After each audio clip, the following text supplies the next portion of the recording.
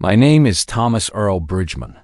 I am 64 years old, and the night my daughter stood in front of 200 people and told me to stay in my lane was the night she revealed exactly who she had become. I want you to think about something before I tell you this story. Think about the sacrifices you never saw your parents make, the bills they paid without telling you, the tears they wiped before you walked through the door, the dreams they folded up and put in a drawer so yours could breathe. Think about all of that. And then imagine standing in a room full of people who love you, holding a glass of champagne, and hearing your own child's voice cut through the music like a blade. That's where this story begins. Not with anger, not with revenge. With a question I had to ask myself at 64 years old. How did I raise a stranger? Drop a comment below and tell me, where are you watching from and what time is it there? If you believe that what's done in the dark always finds the light, hit that subscribe button and leave a like. Because this story is about exactly that. I was born in 1961 in a two-bedroom house on Beatty's Ford Road in Charlotte, North Carolina. My mother, Gloria Zhang Bridgman, worked the early shift at the Biangles on Freedom Drive and sang in the choir at Greater Bible Way Church every Sunday without exception. My father, Earl Douglas Bridgman, laid tile for 22 years until his knees gave out, and then drove a school bus for 7 more. We didn't have much, but we had everything that mattered. I graduated from Johnson C. Smith University in 1983 with a degree in civil engineering. I was the first person in my family to finish college. My mother cried so hard at graduation that she had to sit down on the grass outside the ceremony, fanning herself with the program while my Aunt Lorraine held her hand. I remember thinking that her tears were worth every late night I spent in that library, every weekend I didn't go home, every meal I ate alone in the cafeteria with a textbook propped against a plastic cup. I got a job at Morrison and Callaway Engineering Group in Charlotte 6 weeks after graduation. Entry-level position, $18,400 a year. I wore the same 2 suits on rotation for the first 3 years and polished my shoes every Sunday night. I didn't complain. I didn't ask for shortcuts. I just worked. By 1991, I was a project manager. By 1998, I was leading a team of 17 engineers on infrastructure contracts across the Southeast. By 2007, I was Senior Director of Structural Projects, overseeing a portfolio worth $340 million in annual contracts. I had built something real, something that took 38 years of early mornings, missed vacations, and quiet discipline to construct. I also built a family. I married Renee Yvette Patterson in 1987. She was a public school teacher at Geringer High School, taught 9th grade English for 26 years before she passed from breast cancer in 2019. Renee was the architecture of our home. I built the walls. She filled them with warmth. We had 2 daughters, Vanessa Renee Bridgman, born 1989, and Camille Diane Bridgman, born 1993. I raised those girls in a 3-bedroom house on Hovis Road in the Enderley Park neighborhood. Modest neighborhood. Honest neighborhood. We drove used cars until the wheels got tired. We took 1 family vacation a year, usually to Myrtle Beach in late July, staying at the same quality inn off Kings Highway that I'd been going to since the girls were in diapers. We clipped grocery coupons on Sunday afternoons. I coached Vanessa's softball team for 3 seasons, even though I knew nothing about softball. Renee packed their lunches every single day until they left for college. Were we rich? No, not in the way the world counts money. But I want to be precise about something, because it matters to this story. We were not struggling. I was methodical with money from the day I cashed my first paycheck.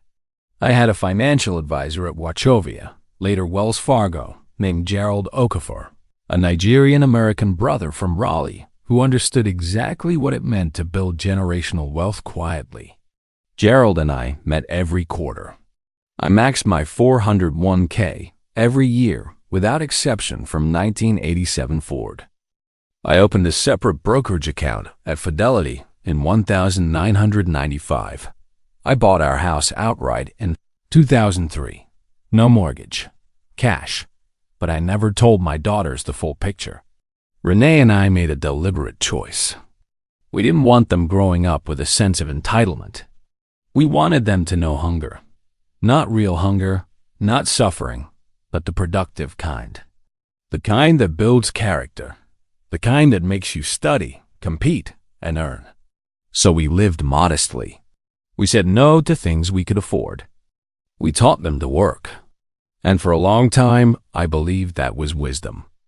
I retired on Friday, October 17th, 2025. 38 years, 4 months, and 11 days after I walked into Morrison & Callaway as a kid in a borrowed tie. The company threw me a retirement party at the Ritz-Carlton on Trade Street in Uptown Charlotte. The director of HR, a woman named Patricia Aze, had been planning it for 2 months. There were 223 people in that ballroom. Engineers I'd mentored. City officials I'd worked alongside. Brothers from my Alpha Phi Alpha chapter at Smith. Members of our church, Mount Zion Baptist on Oak Lawn Avenue. My daughter Camille flew in from Houston, where she worked as a pediatric nurse practitioner at Texas Children's Hospital. My grandson, Deshaun, 7 years old and dressed in a tiny suit, sat next to her and kept asking when the cake was coming. It was a beautiful night. It really was. Patricia gave a speech about my career that made half the room tear up.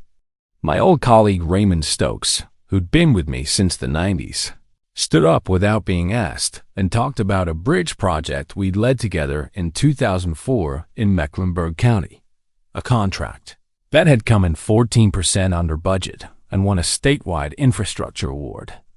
The catering was from Mama's Kitchen on Bees Ford Road, the same street I grew up on. Somebody had arranged that specifically for me.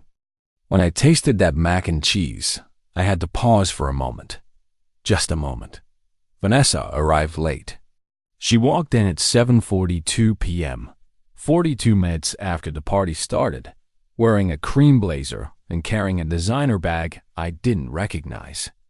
She lived in Atlanta now, Buckhead specifically, and worked in corporate communications at a tech firm called Nexlara Solutions.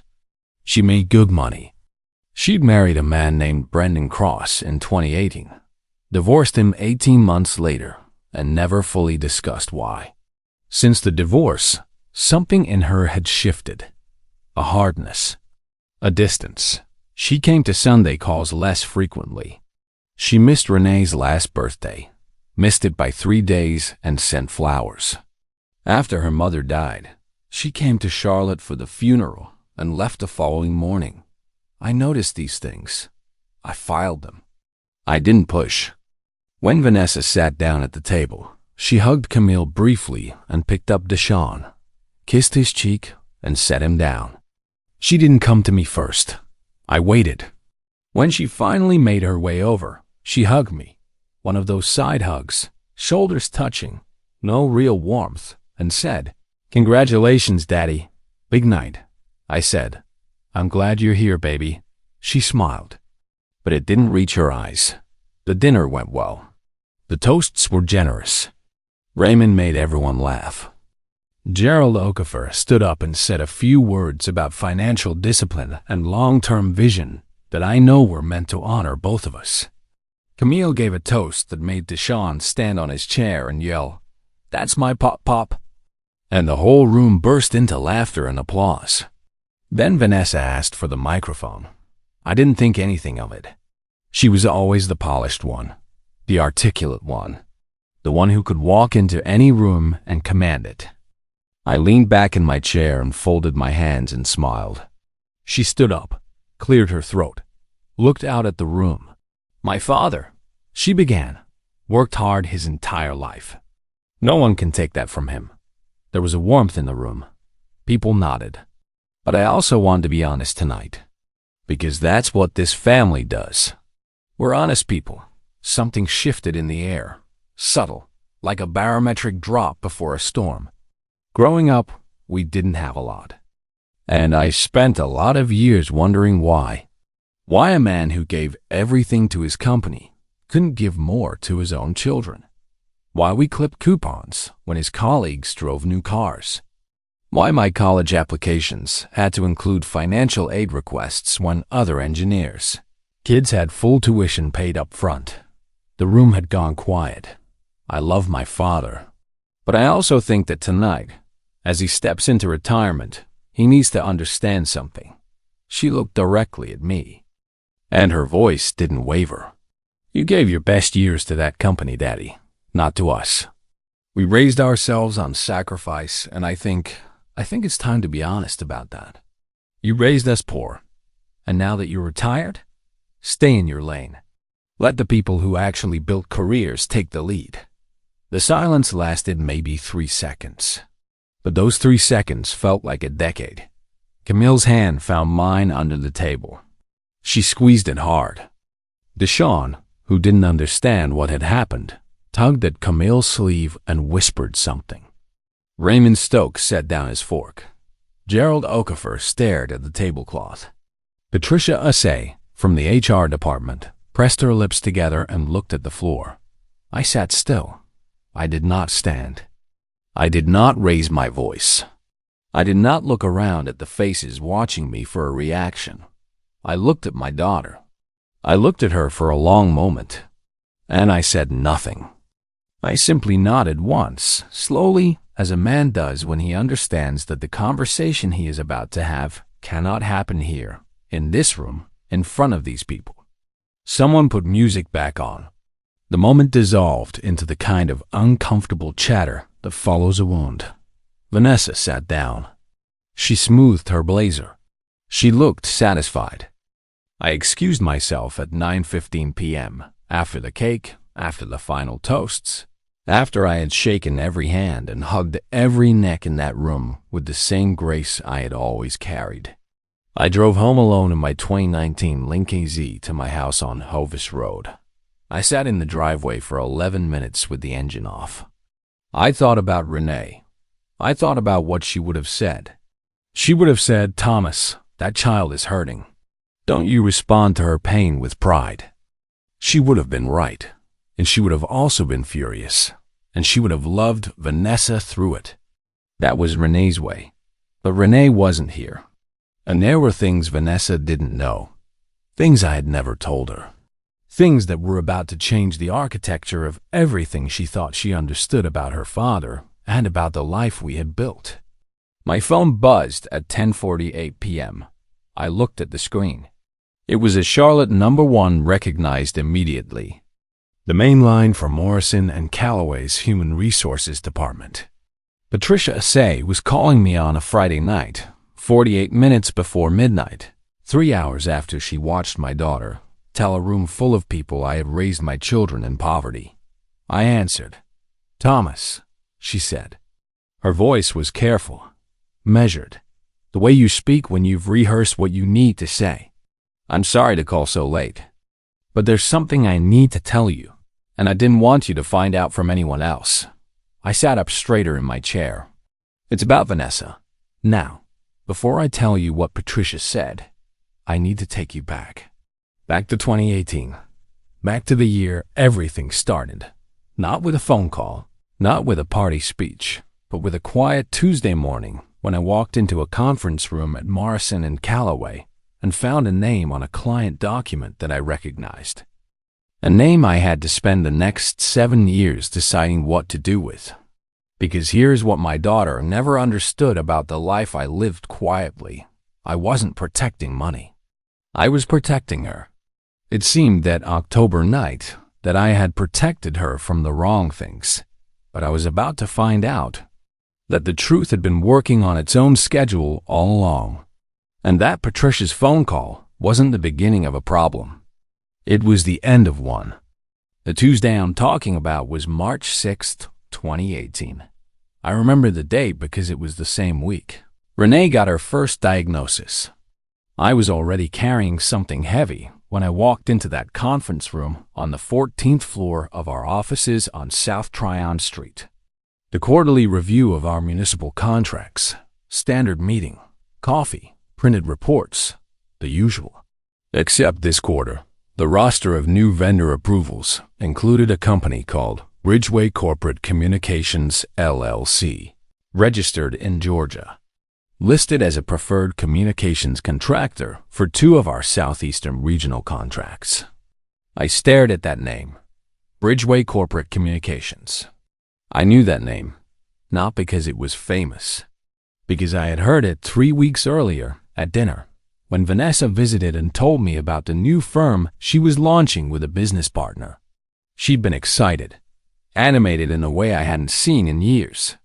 She said she had a lead on a few contracts in the Atlanta market. She did not mention Morrison and Callaway. I set the report down. I kept my face neutral. I listened to the rest of the meeting. And afterward, I asked our contracts coordinator, a young man named Devin Hicks, to send me the full onboarding documentation for Bridgeway Corporate Communications. I read it that evening at my desk. Bridgeway Corporate Communications, LLC, registered October 2017 in Fulton County, Georgia. 2 principals, Vanessa Renee Cross, her married name at the time, and a man named Philip Garrett, formerly a mid-level procurement officer at Morrison and Callaway's Atlanta satellite office. Philip had left the company in September 2017, 3 months before Bridgeway was registered. The contract value, $284,000 across 2 municipal communication projects in the Southeast Division. I sat with that number for a long time. I want to be clear about what I did not do. I did not call Vanessa in a rage. I did not go to the board. I did not immediately assume the worst. I am a man who was raised to gather facts before forming conclusions. My mother used to say, "Thomas, make sure you're not just seeing what you're afraid of." So I took 3 weeks. I hired an independent attorney, a woman named Sandra Whitfield at Whitfield & Associates on East Trade Street, and I asked her to conduct a quiet review, just to understand the arrangement, just to know. Sandra came back to me in April 2018. Philip Garrett had been the internal procurement officer who approved Bridgeway's vendor registration. He had processed his own partner's company through the system 14 days before his resignation became effective, meaning he had approved a vendor contract for a firm he was co-founding using access that was about to expire. It was a textbook conflict of interest. Whether it rose to the level of fraud depended on what the contract deliverables looked like and whether the work was actually performed. Sandra's assessment: borderline, exploitable, but not slam dunk illegal without further investigation. I made a decision. I did not report it. I know what you're thinking, and I understand it. But you have to understand what was happening in my house at that exact moment. Renee had been diagnosed. Stage 2. We were scheduling surgeries and consultations and second opinions at Atrium Health Carolinas Medical Center.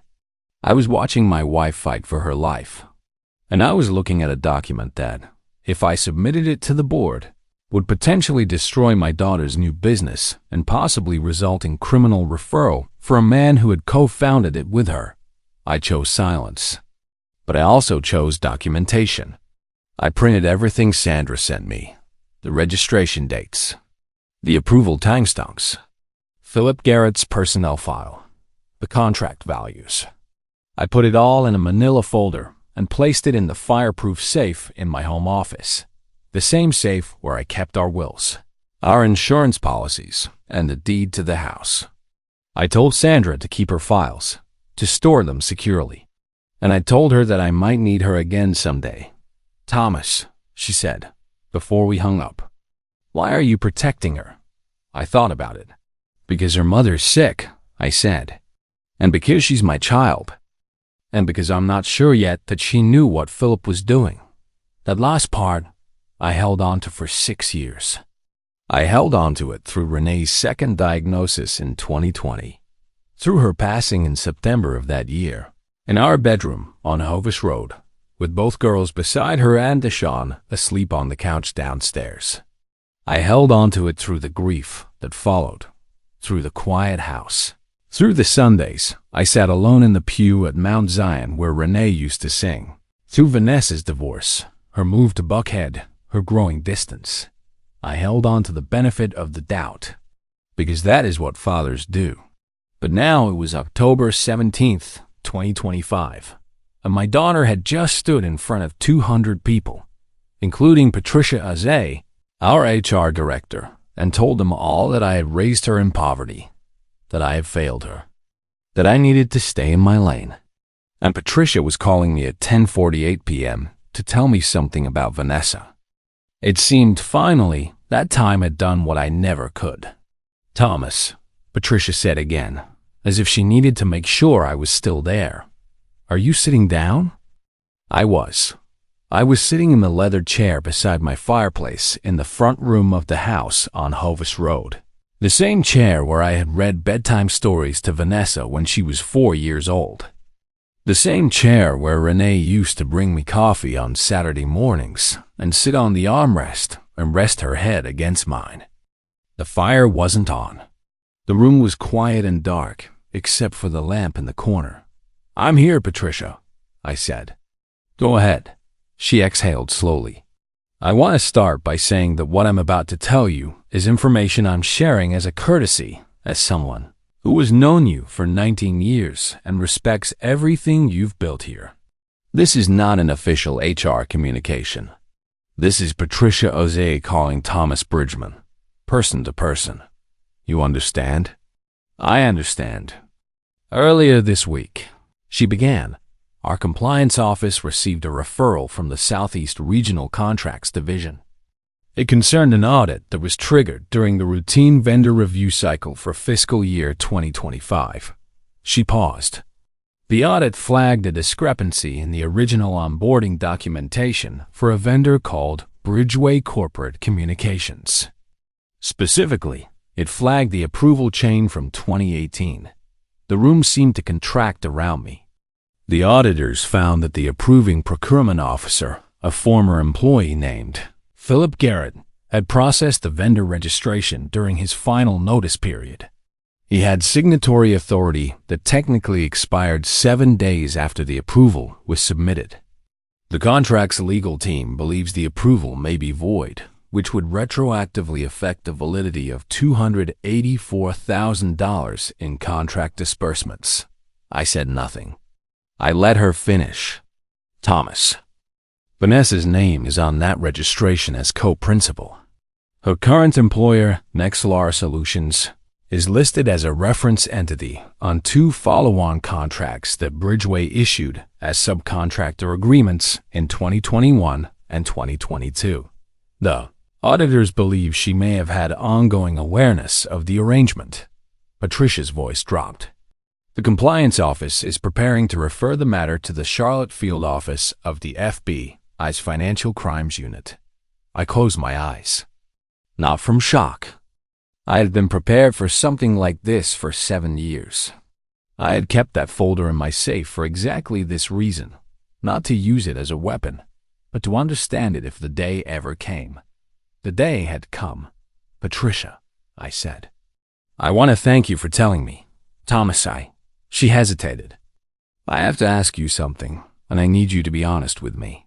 Did you know about this? About the 2018 filing?" The question hung in the air between us. I thought about what to say. I thought about loyalty and truth, and the difference between protecting someone and enabling them. I thought about Renee, who always said that real love doesn't hide from hard things. It stands inside them. "I was aware of a potential concern in 2018, I said carefully. "I conducted a private review at the time. I have documentation. I made a choice not to escalate it for personal reasons related to my wife's illness. I can make that documentation available to compliance if it's needed." There was a long silence on her end. "Okay," she said finally. "Okay, Thomas, I think you should call your attorney in the morning." "I will. And Thomas?" Her voice softened. I'm sorry about tonight. What she said at the party. It wasn't right. I looked at the dark fireplace. No, I said. It wasn't, but it told me something I needed to know. We said goodnight. I set the phone on the side table.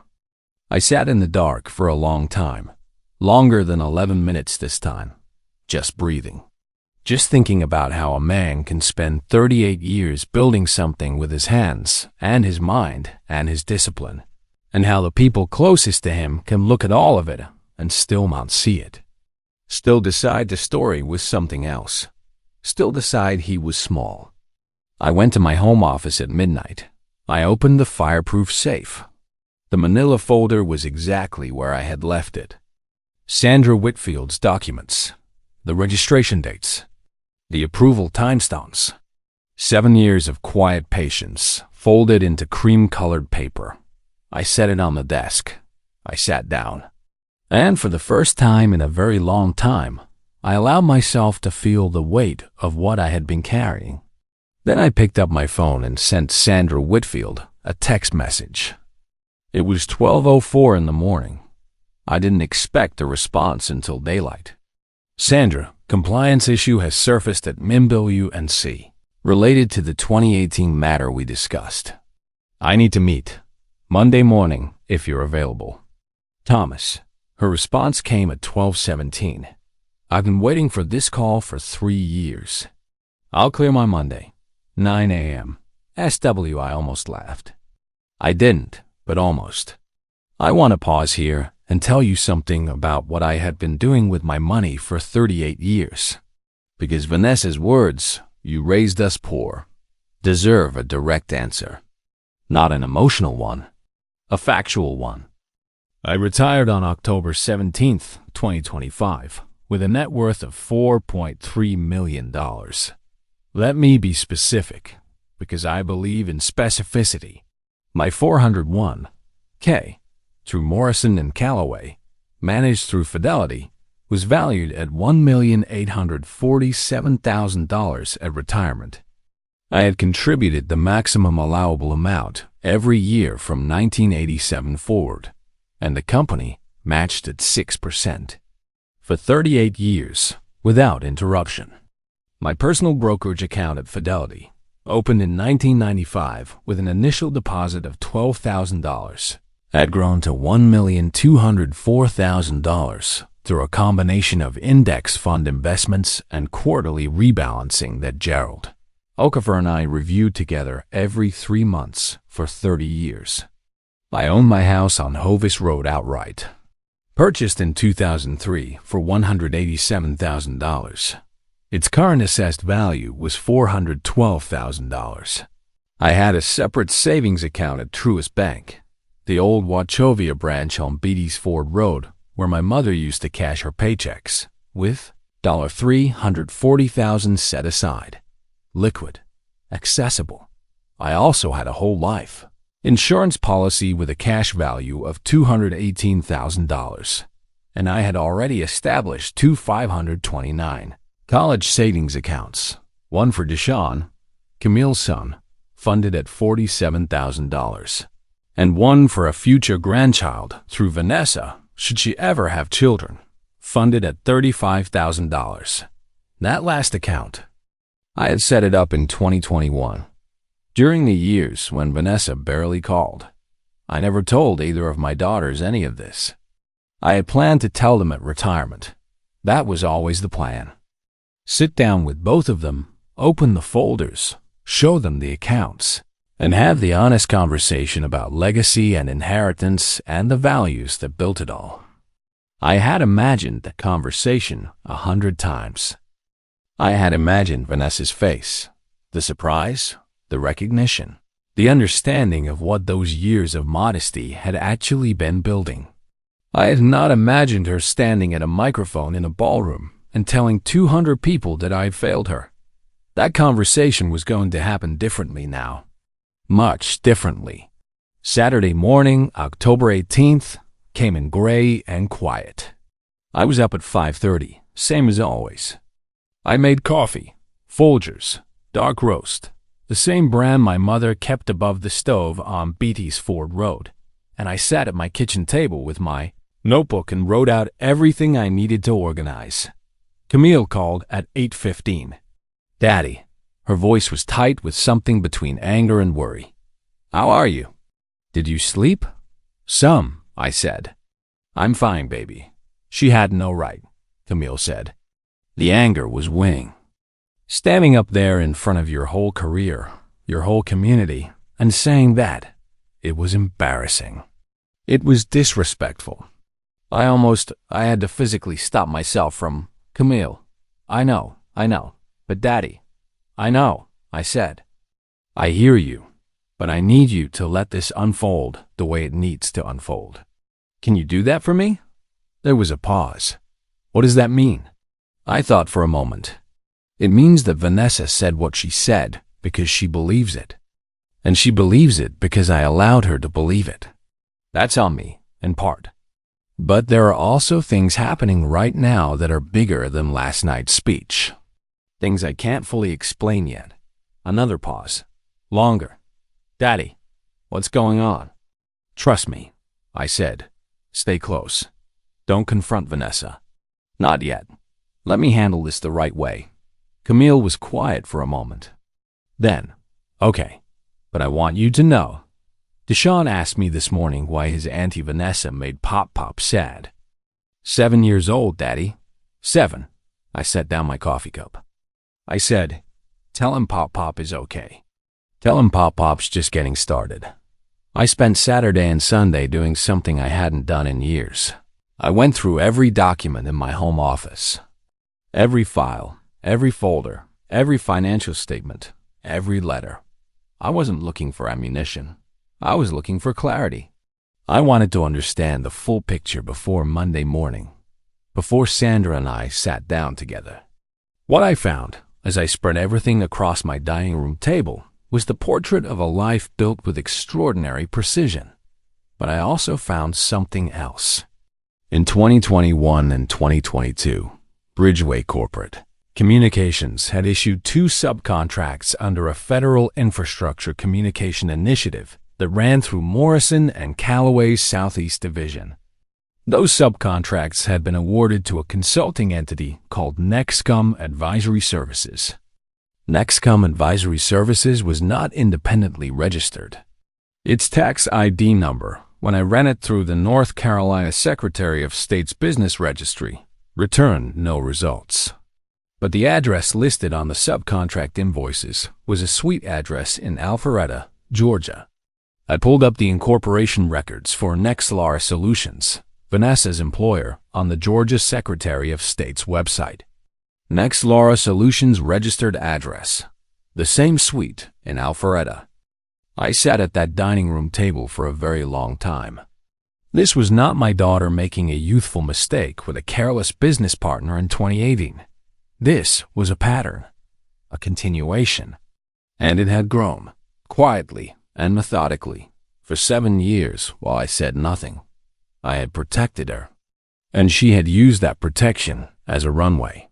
I did not sleep well Sunday night, but I was at Sandra Whitfield's office on East Trade Street at 8:52 a.m. Monday morning, 8 minutes early, with the manila folder under my arm and a separate envelope containing the documents I had found over the weekend.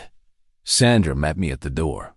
She was 61 years old, wore her natural silver hair close-cropped, and had the kind of calm authority that comes from 30 years of practicing law in a city that doesn't give it to you easily. She looked at the envelope in my hand and said, simply, "There's more, isn't there?" It wasn't a question. "There's more," I confirmed. We spent 4 hours at that table. Sandra's assessment, delivered at 12:47 p.m. on Monday, October 20th, was precise and measured. The 2018 conflict of interest violation, while serious, was difficult to prosecute retroactively because the contract deliverables had been performed. The FBI's Financial Crimes Unit would likely focus on the 2021 and 2022 subcontracts, where the Nexcom advisory invoices totaled $178,500 with no traceable deliverables and a tax ID that appeared fabricated. That was not a gray area. "Thomas," Sandra said, folding her hands on the table, "this is wire fraud. Potentially federal." I nodded. "The question," she continued, "is what role your daughter played versus what role Nextlar Solutions played as an institution. If she was acting as an individual agent within a structure that her employer built, that changes her exposure significantly." I looked at the ceiling for a moment. "And if she built the structure?" Sandra didn't flinch. "Then she's the target." We sat with that for a while. "What do you need from me?" I asked. "Your documentation from 2018 establishes that you were a good faith witness who identified a potential issue and chose a conservative path. That protects you completely from any allegation of concealment because you retained independent counsel and created a record. That was smart. Gerald Okafor told me once, always document the decisions you hope you never have to explain." Sandra allowed herself a small smile. "Smart man." "He is, Thomas. I have to ask you the question that no amount of legal strategy can answer for you." She looked at me directly. "Do you want your daughter protected in this? Do you want me to reach out to the FBI's contact at DOJ and present a narrative where she was a secondary actor who was misled by Philip Garrett and later by Nextlar's leadership?" That narrative is possible. It would require her cooperation and a full disclosure agreement. She'd likely face civil penalties and a compliance consent decree. No prison, no criminal record. I looked at the window. Outside, the morning had turned into a cool, clear Charlotte afternoon. The kind of day my mother called God stationary.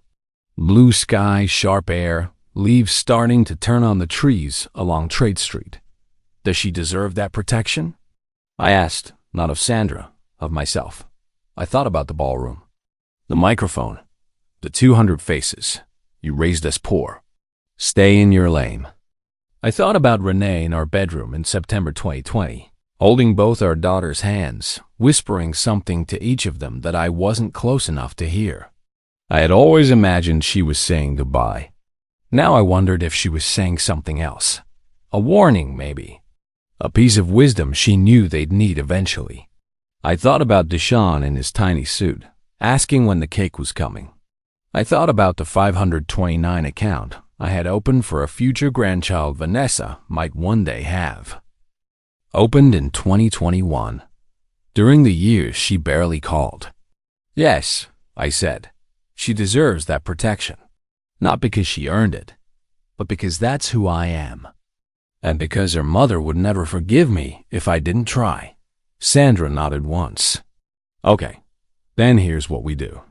The next 3 weeks moved with a quiet velocity that I can only describe as the feeling of a long-held breath finally being released. Sandra made contact with the compliance office at Morrison & Calloway and provided my 2018 documentation. It immediately reframed the narrative. Instead of a corporate cover-up, the record showed an employee who had identified a concern, retained private counsel, created a contemporaneous record, and chosen a conservative path during a family medical crisis. The compliance office agreed that the focus of the investigation should be on Nextlar Solutions as an entity, and specifically on Philip Garrett, who had by 2025 become Nextlar's chief operating officer. The FBI Charlotte field office opened a formal investigation into Nextlar Solutions on November 3, 2025. Philip Garrett was served a federal target letter on November 14th. Now, here is the part that required the most from me. I had to call Vanessa. I called her on the evening of October 28th, 10 days after the retirement party. I had waited 10 days because I wanted to be calm, completely, architecturally calm. The way you have to be when you're about to hand someone a truth they're not ready to receive. She answered on the third ring. Hey, Daddy. Her voice was careful. She knew she owed me something and hadn't yet decided how to pay it. Vanessa, I said, I need you to come to Charlotte this weekend. Not a family visit. Just you and me. sitting at the dining room table. There are things I need to show you and things I need to say. Both are important. A pause. Is everything okay? No, I said. But it will be. That's why we need to talk. She came on Saturday, November 1st. She drove up from Atlanta in her Audi Q5. She was wearing a blue sweater and her mother's earrings. Small gold hoops Renee had bought at a market in Ghana on a trip we took in 2004. I noticed the earrings immediately. I said nothing about them, but they steadied me. We sat at the dining room table, the same table where I had spread out all those documents 9 days earlier. I had cleared it. Now it held only 2 cups of coffee and 3 folders. I let her speak first. She apologized. It was a real apology. Not clean, not perfect, stumbling in places, but real. She said she had been carrying resentment for years. Resentment about feeling like we scraped by while the fathers of her college friends wrote checks without blinking. Resentment about financial aid applications and used cars, and feeling like we were always one step behind. She said she knew her timing was wrong and the venue was wrong, and she was sorry for humiliating me. I listened to all of it without interrupting.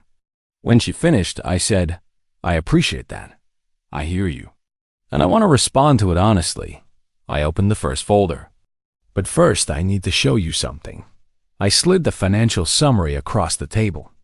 The retirement accounts, the brokerage account, the property deed, the truest savings.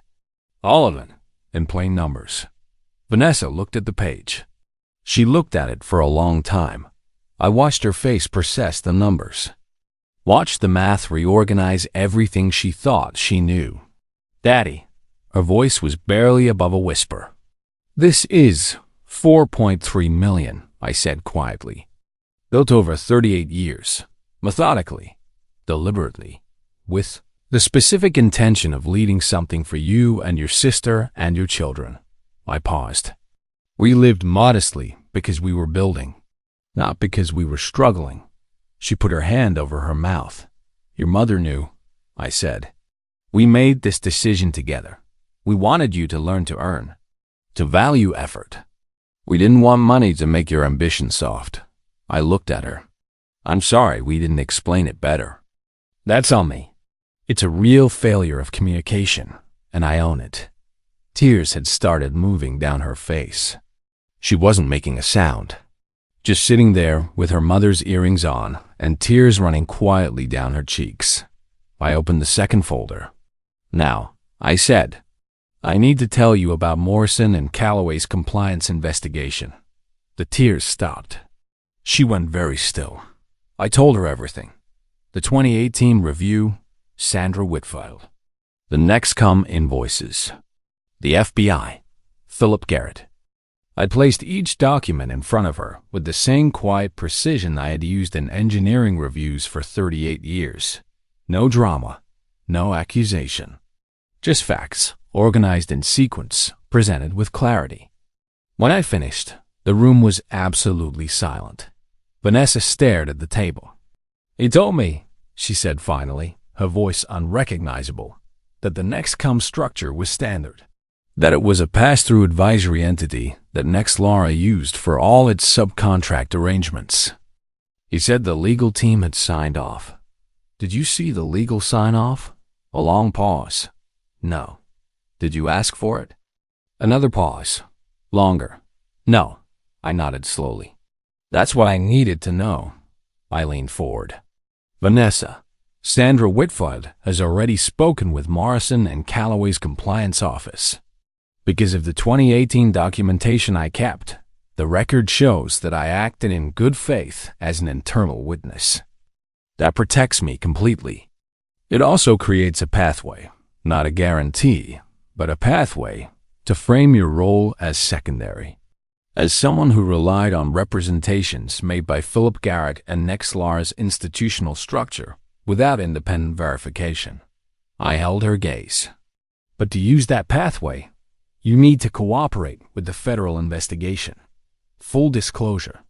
Everything you know. Every communication, every invoice, every conversation. She looked like she might be sick. If you cooperate, I continued, Sandra believes you're looking at civil penalties and a consent decree. No criminal record, no prison. You'd likely lose your position at Next Laura, and your professional reputation will take significant damage. But you'd be standing on the other side of this. She was shaking slightly. And if I don't cooperate? Then, the DOJ builds the case using Philip Garrett's testimony, and you become a named defendant in a federal wire fraud investigation. I said it simply, without cruelty.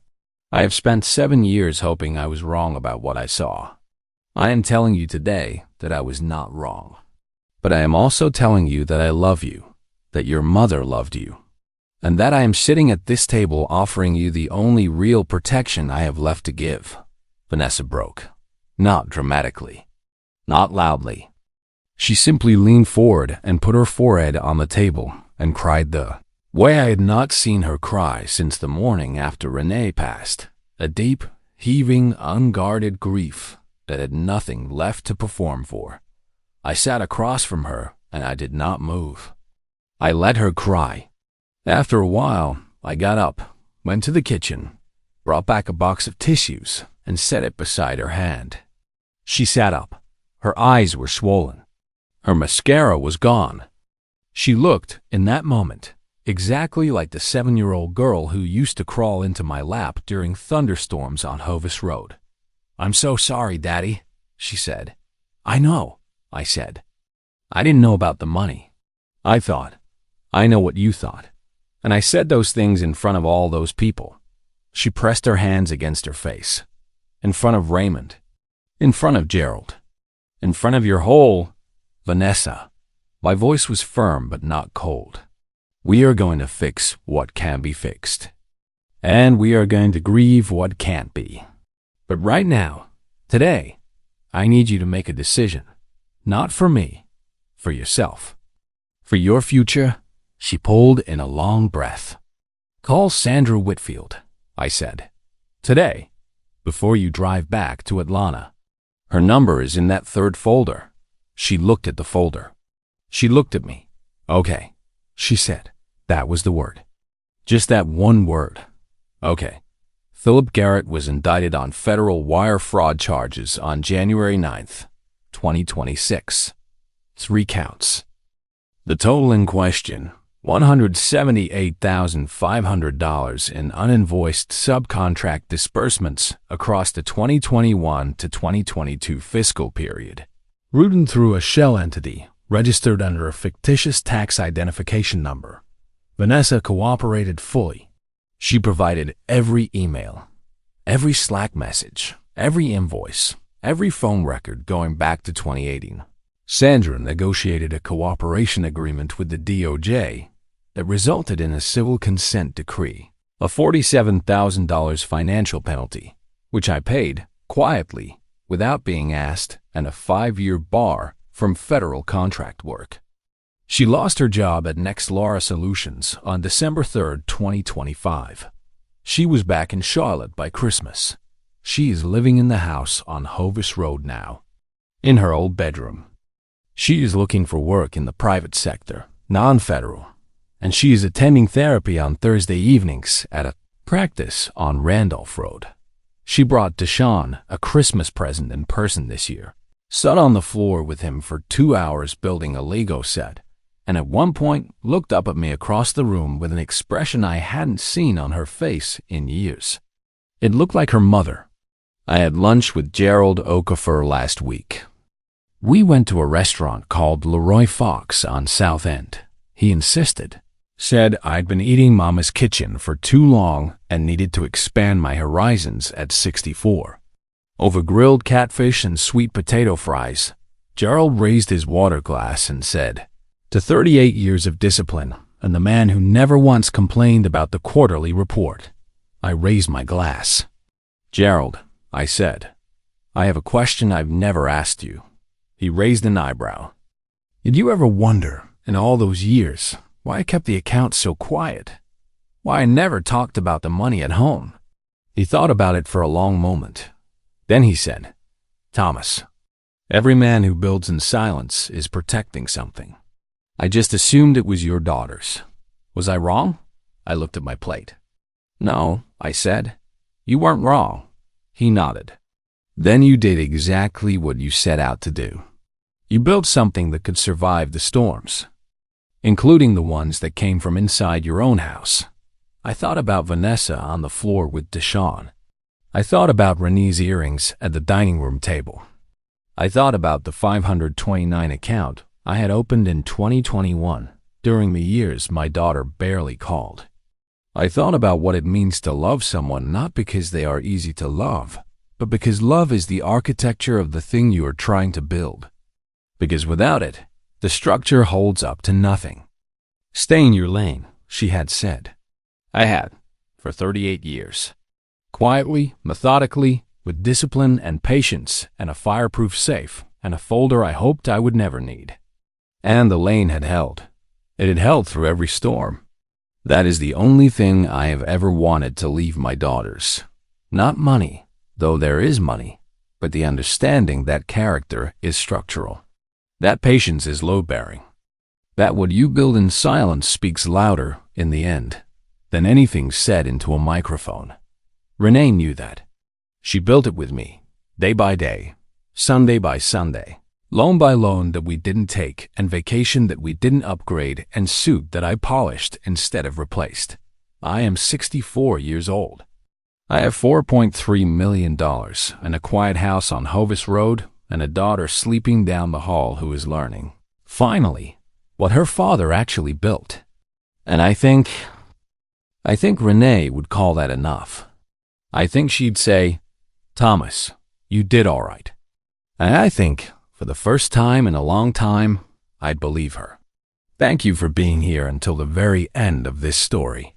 If this touched something real in you, something about sacrifice, about silence, about the cost of love that never announces itself, share this with someone who needs to hear it today. Leave your like, subscribe if you haven't already, and drop a comment below. What did your parents build in silence that you only understood later? I'll be reading every single one.